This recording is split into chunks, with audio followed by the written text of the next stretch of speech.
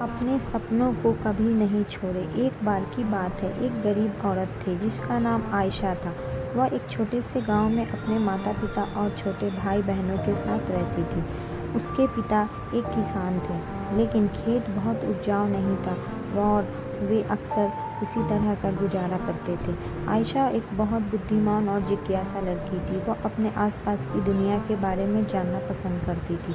वह एक वैज्ञानिक बनने का सपना देखती थी, लेकिन वह जानती थी कि अपने परिवार की वित्तीय स्थिति के कारण उसे अपना लक्ष्य हासिल करना मुश्किल होगा। एक दिन आयशा के पिता बीमार पड़ गए। वह काम करने के असमर्थ थे और परिवार की आय और भी कम हो गई।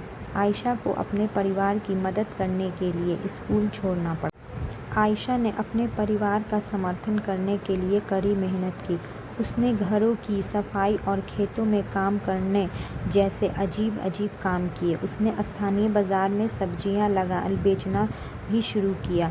अपनी व्यस्त दिनचर्या के बावजूद आयशा ने वैज्ञानिक बनने के अपने सपने को कभी नहीं छोड़ा। वह देर रात तक पढ़ाई करती थी और स्थानीय पुस्तकालय से किताबें उधार लेती थी। उसने घर पर भी अपने स्वयं के प्रयोग करना शुरू कर दिया। कई सालों की कड़ी मेहनत और दृढ़ संकल्प के बाद आयशा ने आखिरकार अपने सपने को हासिल कर लिया। वह विश्वविद्यालय में दाखिल लिया और वैज्ञानिक बन गई। उन्होंने वैज्ञानिक के क्षेत्र में महत्वपूर्ण योगदान दिया। कहानी हम सभी के लिए एक प्रेरणा है। यह दिखता है कि अगर हम अपने दिमाग में रखते हैं और अपने सपनों को कभी नहीं छोड़ते हैं तो कुछ भी संभव है।